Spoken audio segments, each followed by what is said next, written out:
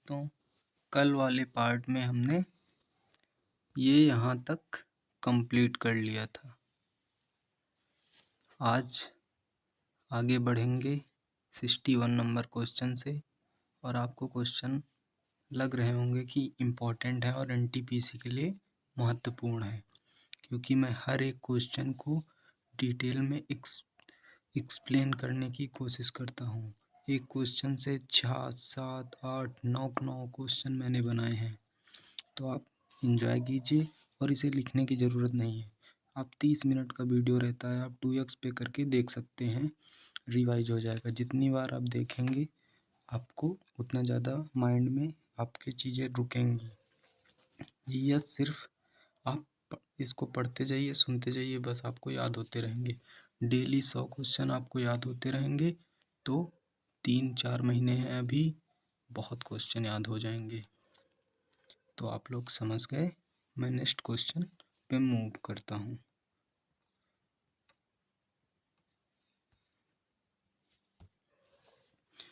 तो 61 number next question है, ऊष्मा का मात्रक। ऊष्मा का मात्रक होता है जूल। पदार्थ की मात्रा मोल। ये क्वेश्चन आया है एनटीपीसी में। पदार्थ की मात्रा मोल। चुंबकीय क्षेत्र टेस्ला, सबको पता है।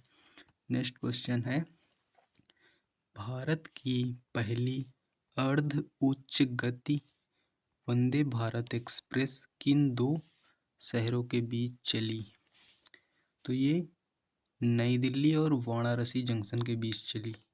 क्वेश्चन ध्यान रखना, भारत की पहली वंदे भारत एक्सप्रेस किन 2 शहरों के बीच चली? तो नई दिल्ली और वाराणसी।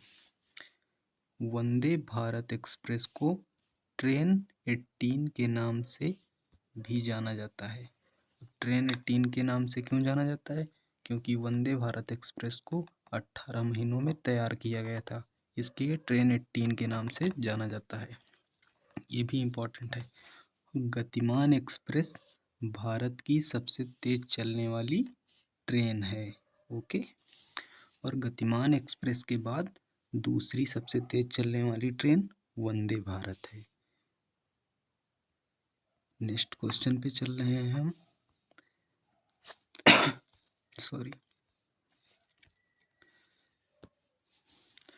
नेक्स्ट क्वेश्चन है, पानीपत का प्रथम युद्ध। पानीपत का प्रथम युद्ध मोस्ट इम्पॉर्टेंट है। ये 2019 में एनटीपीसी में आया था क्वेश्चन। पानीपत का प्रथम युद्ध 1526 ईस्वी में। 1 मिनट।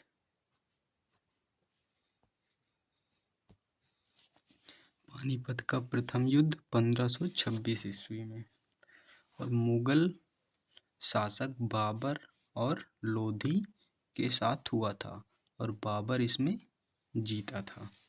प्रथम पानीपत युद्ध 1526, बाबर वर्सेस लोधी वंश, बाबर इसमें विन हुआ था।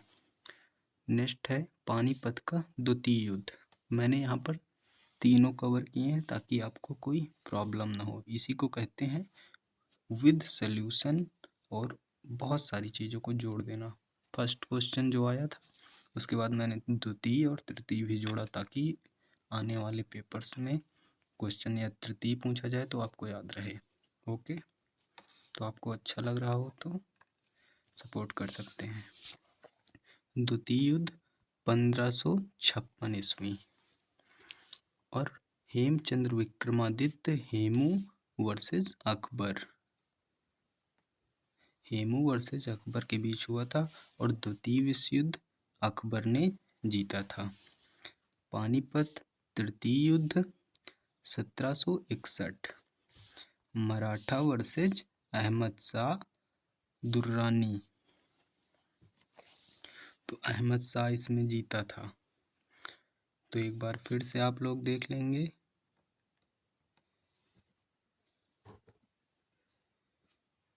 पानीपत का प्रथम युद्ध 1526, बाबर जीता था और बाबर वर्सेस लोधी हुआ था।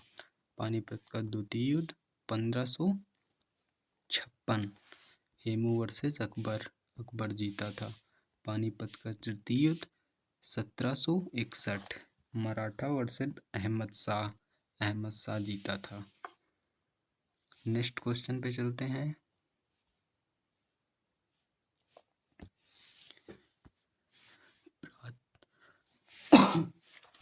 प्रार्थना समाज के संस्थापक। प्रार्थना समाज, अब यहाँ पर मैंने सारे कवर किए हैं, प्रार्थना समाज, आर्य समाज, ब्रह्म समाज, रामकृष्ण मिशन, तो आप अच्छे से देखिए। प्रार्थना समाज के संस्थापक आत्माराम पांडुरंग। आपको याद करने में यहाँ पर आपसे मुझसे भी गलती होती थी कि प्रार्थना समाज में भूल जाता था आत्माराम है या दयाराम है, कौन से हैं। तो आप याद रखना कि प्रार्थना समाज, प्रार्थना आप आत्मा से ही तो करेंगे कि आत्मा और राम, आत्मा से राम का नाम लेंगे तभी तो प्रार्थना होगी। तो प्रार्थना समाज आत्माराम पांडुरंग, और प्रार्थना समाज की स्थापना हुई थी 1867 और सुबोध पत्रिका प्रार्थना समाज के तहत चलाई गई थी। ओके, और नेक्स्ट क्वेश्चन है आर्य समाज के संस्थापक स्वामी दयानंद सरस्वती। आर्य समाज के संस्थापक स्वामी दयानंद सरस्वती, और स्थापना हुई थी 1875। ब्रह्म समाज के संस्थापक हैं राजा राम मोहन रॉय। ब्रह्म समाज के संस्थापक हैं राजा राम मोहन रॉय। अब आपको ब्रह्म समाज याद करना है तो आप ब्रह्म का पालन करेंगे तो आप राजा बनेंगे। ब्रह्म मुहूर्त में आप उठेंगे तो आप राजा बनने से आपको कोई रोक नहीं सकता, और राम भगवान से मिलने से कोई रोक नहीं सकता। ओके, तो ब्रह्म समाज आपको मैं ऐसे ही बोल रहा हूँ ताकि आपको ये याद रहे कि ब्रह्म मुहूर्त में उठेंगे तो राजा बनेंगे, तो राजा राम मोहन रॉय। ओके, तो ब्रह्म समाज राजा राम मोहन रॉय, और ब्रह्म समाज की स्थापना 1828। मैं इसलिए धीरे बोलता हूँ क्योंकि मेरे बगल में दूसरे लोगों का भी रूम है, तो सब लोग अपनी स्टडी करते हैं, मैं भी स्टडी करता हूँ, लेकिन मैं जो इसका एनटीपीसी का तैयारी कर रहा हूँ, इसीलिए मैं जो क्वेश्चन मैं खुद पढ़ता हूँ और एनालिसिस करता हूँ, टेस्ट देता हूँ, उसका मैं निचोड़ बना के इस चैनल पे डाल देता हूँ ताकि किसी का भी थोड़ा बहुत हेल्प हो जाएगी। मदद करना अच्छी बात है। रामकृष्ण मिशन के संस्थापक कौन हैं? स्वामी विवेकानंद। रामकृष्ण मिशन के संस्थापक हैं स्वामी विवेकानंद। अब इसको याद करने का ट्रिक है रामकृष्ण, कृष्ण क्या है? कृष्ण नंद लाला, कृष्ण नंद लाला विवेकानंद, याद हो गया आपको। स्थापना हुई थी 1897। तो एक बार फिर से आप देख लेना इसको क्योंकि इम्पोर्टेंट है ये।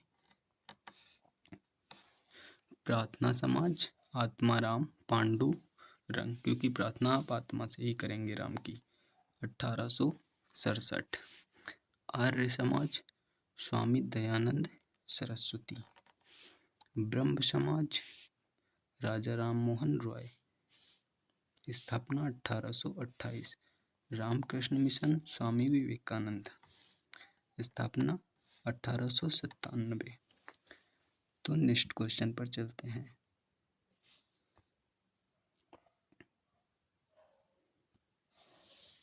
नेक्स्ट क्वेश्चन है राज तरंगिणी के लेखक, सबको पता है कल्हड़। ओके, संस्कृत भाषा में राज तरंगिणी लिखी गई है, ये जरूर याद रखना क्योंकि पूछ लिया जाएगा क्वेश्चन में राज तरंगिणी पुस्तक की किस भाषा में लिखी गई है, तो आपको याद रहना चाहिए संस्कृत। राज तरंगिणी का मतलब होता है राजाओं की नदी। ओके, गीता गोविंद जयदेव ने लिखी है। पृथ्वीराज रासो चंदवरदाई, ये सबको पता होता है, लेकिन गीता गोविंद ये याद रखना, जयदेव। नेक्स्ट क्वेश्चन पे, ध्वनि यात्रा नहीं करती, निर्वात में यात्रा नहीं करेगी ध्वनि। ध्वनि का अध्ययन ध्वनिकी कहते हैं उसे, ध्वनि के अध्ययन को ध्वनिकी कहते हैं। ध्वनि की आवृत्ति इकाई हर्ट्ज, आवृत्ति हर्ट्ज, ये याद रखना, बहुत कन्फ्यूजन होता है। ध्वनि की आवृत्ति, आवृत्ति वृत्ति में नीचे उड़ रहा है ना, और टा में थोड़ा सा ये तो आवृत्ति हर्ट्ज, ये ध्यान रखना, क्योंकि ध्वनि की तीव्रता की इकाई होती है डेसिबल, तीव्रता की होती है डेसिबल, और ध्वनि की आवृत्ति की हर्ट्ज। वायु में ध्वनि की चाल 343 मीटर पर सेकेंड। मनुष्य किस आवृत्ति की ध्वनि सुन सकता है? 20 हर्ट्ज से 20,000 हर्ट्ज। ओके, नेक्स्ट क्वेश्चन पे। भारत में तट रेखा वाले राज्य की संख्या 9 संख्या है। 9 राज्य ऐसे हैं जो तट रेखा पर बसे हैं। सबसे लंबी तट रेखा गुजरात की है, 1600 किलोमीटर।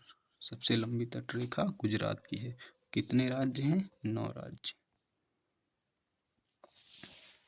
नेक्स्ट क्वेश्चन है, लोकसभा के सदस्यों की अधिकतम संख्या। ध्यान देना, लोकसभा के सदस्यों की अधिकतम संख्या वर्तमान नहीं पूछी जा रही, अधिकतम कितनी संख्या हो सकती है, क्योंकि मैंने ये क्वेश्चन PYQ में दिया था तो मेरा गलत हो गया था। लोकसभा के अधिकतम मैंने ध्यान नहीं दिया, अधिकतम संख्या 550। लोकसभा का जनक किसे माना जाता है? लोकसभा का जनक GV मौलंकर, सबको पता है ये। लोकसभा अनुच्छेद 81, सरल आपको याद होगा तो 81, ये इम्पोर्टेंट है।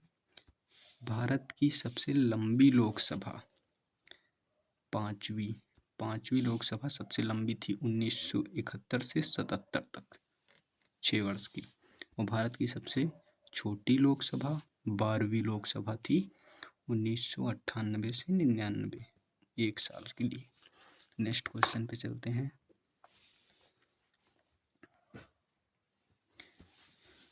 ये क्वेश्चन बहुत ज़्यादा इम्पोर्टेंट है, अति महत्वपूर्ण। एक महत्वपूर्ण होता है, एक अति महत्वपूर्ण। ये बहुत क्वेश्चन सबको फंसाते हैं। विषाणु से होने वाले रोग, 4 आपको रोग दे देगा और पूछेगा ये विषाणु से कौन होता है। तो 3 बैक्टीरिया वाले होंगे, 1 विषाणु वाला, तो आपको पहचानना रहता है विषाणु से कौन होता है। तो विषाणु के सारे रोग पढ़ लें, बैक्टीरिया के सारे रोग पढ़ लें, तो कन्फ्यूजन ही नहीं रहेगा। तो एक एक करके देखते हैं। विषाणु से होने वाले रोग, चिकन पॉक्स, चेचक, छोटी माता, कोविड-19, इन्फ्लुएंजा, पोलियो, रेबीज, गलसुआ, डेंगू बुखार, खसरा, जुकाम। एक बार फिर से देखेंगे। विषाणु से होने वाले रोग, चिकन पॉक्स, चेचक, छोटी माता, कोविड-19, इन्फ्लुएंजा, पोलियो, रेबीज, गलसुआ, डेंगू बुखार, खसरा, जुकाम। अब देखेंगे बैक्टीरिया से होने वाले रोग, हैजा, कुष्ठ रोग, क्षय रोग, टाइफाइड, प्लेग, काली खांसी, निमोनिया, डिप्थीरिया, सिफिलिस, एंथ्रेक्स। एक बार फिर से देखेंगे इनको। हैजा, कुष्ठ रोग, बैक्टीरिया से होने वाले रोग हैं। हैजा, कुष्ठ रोग, क्षय रोग, टाइफाइड, प्लेग, काली खांसी, निमोनिया, डिप्थीरिया, सिफिलिस, एंथ्रेक्स। आप याद रखना, बहुत मोस्ट इम्पॉर्टेंट है। NTPC में 1 नंबर दिला के जाएगा। ये इतना आप स्क्रीनशॉट लेके रख लीजिए, NTPC में 1 नंबर दिला के जाएगा। विषाणु से होने वाले रोग, बैक्टीरिया से होने वाले रोग, याद रखना, 1 नंबर पक्का है, 100%। 1 नंबर मिलेगा इधर से, 1 नंबर मिलेगा इधर से, याद रखना। नेक्स्ट क्वेश्चन, सेरीकल्चर रेशम खेती से है। सेरीकल्चर रेशम खेती से संबंधित है। रेशम एक फाइबर है जो सेरिसिन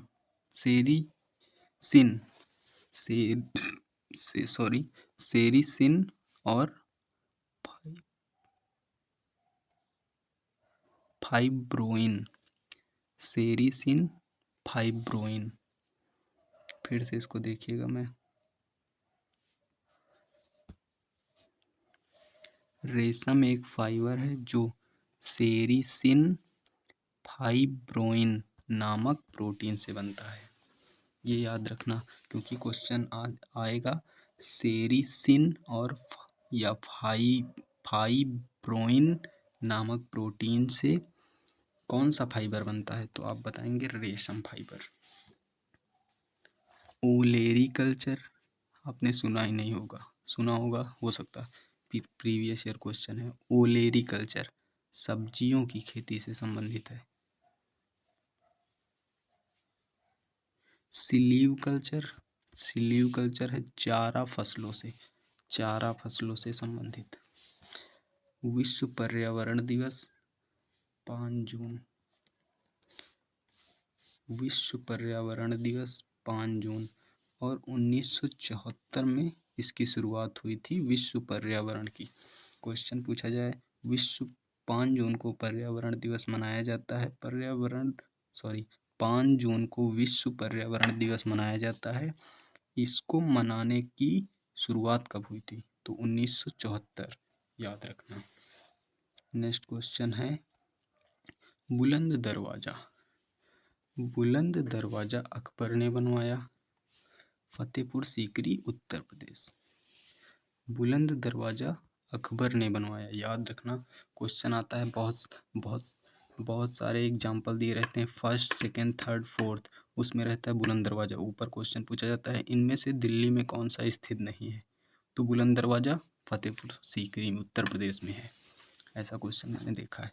अकबर ने बनवाया था, वो गुजरात जीत पर बनवाया था। जब अकबर ने युद्ध में गुजरात को जीता था तो बुलंद दरवाजा फतेहपुर सीकरी उत्तर प्रदेश में बनवाया था। और अलाई दरवाजा, इसी से जुड़ा हुआ क्वेश्चन। अलाई दरवाजा नाम से ही क्लियर है, अलाउद्दीन खिलजी ने बनवाया था।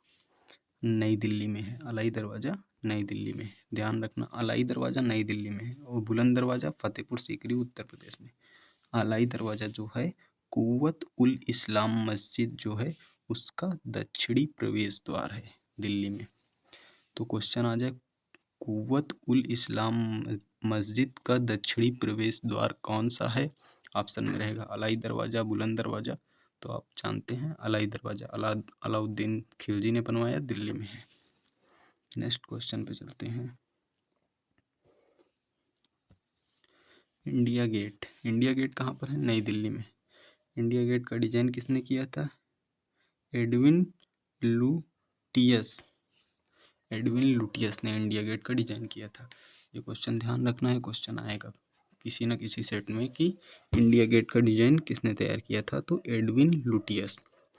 और पहले इंडिया गेट को पहले कहा जाता था अखिल भारतीय युद्ध स्मारक। पहले इंडिया गेट को अखिल भारतीय युद्ध स्मारक के रूप में जाना जाता था। अभी रात हो रही ना, तो वीडियो शूट कर रहा हूँ बहुत, इसीलिए थोड़ा प्रॉब्लम हो रही होगी वॉइस में, एडजस्ट करना। नेक्स्ट क्वेश्चन है गुजरात में साबरमती से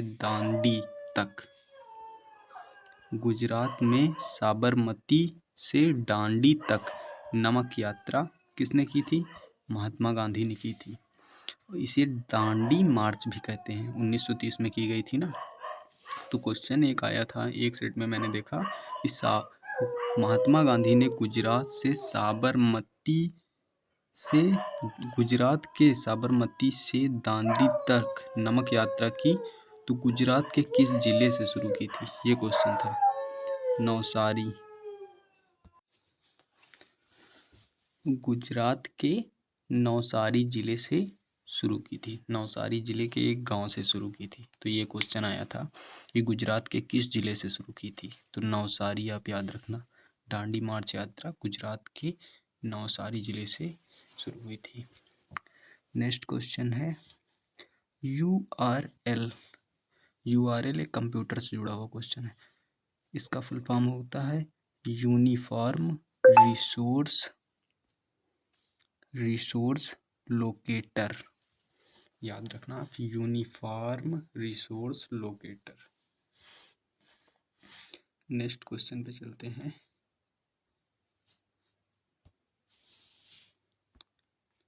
सौ नंबर क्वेश्चन है, भारत के सबसे युवा राष्ट्रपति। इंपॉर्टेंट क्वेश्चन है। भारत के सबसे युवा राष्ट्रपति नीलम संजीव रेड्डी। ये 6ठे नंबर के राष्ट्रपति हैं। 1977 से 82 तक रहे हैं। नीलम संजीव रेड्डी जब राष्ट्रपति थे तो ये निर्विरोध चुने गए थे। आप ध्यान रखना, भारत के सबसे युवा राष्ट्रपति नीलम संजीव रेड्डी 6वें नंबर के हैं और 1977 से 1982 तक थे, निर्विरोध चुने गए थे और मुख्यमंत्री से राष्ट्रपति बनने वाले पहले व्यक्ति हैं ये। मुख्यमंत्री से राष्ट्रपति बनने वाले पहले व्यक्ति हैं। तो मुझे आशा है आप लोगों को वीडियो अच्छा लगा होगा। 100 क्वेश्चन प्लस मैं करा चुका हूँ और ये ऐसे ही सीरीज चलती रहेगी। कोई देखे या ना देखे, लेकिन मैं जब पेपर कंप्लीट 3-4 महीने बाद हो जाएगा, उसके बाद मैं देखूँगा कि इस सीरीज से कितने क्वेश्चन पूछे गए। तो अगर 20%, 30% भी क्वेश्चन पूछ लिए गए तो जीएस में किसी 30% क्वेश्चन पूछ लिया जाए बहुत बड़ी बात होती। और मैं इसीलिए वन लाइनर टाइप में और जोड़ के उसी में क्वेश्चन कराता हूँ कि ये जैसे क्वेश्चन है, अब यही क्वेश्चन था भारत के सबसे युवा राष्ट्रपति, मैं सिर्फ बता देता नीलम संजीव रेड्डी और क्वेश्चन आ जाता भारत के सबसे युवा राष्ट्रपति नीलम संजीव रेड्डी कौन से क्रम के थे, तो आपका क्या होता?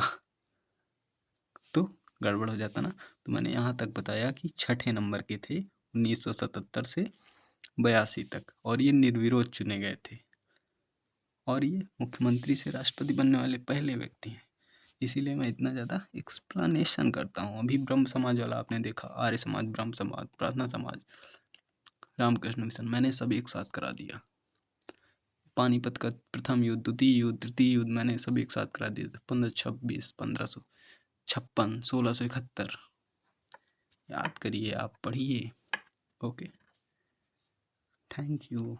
क्योंकि आप लोग वीडियो मेरा देख रहे हैं, जो लोग देख रहे हैं।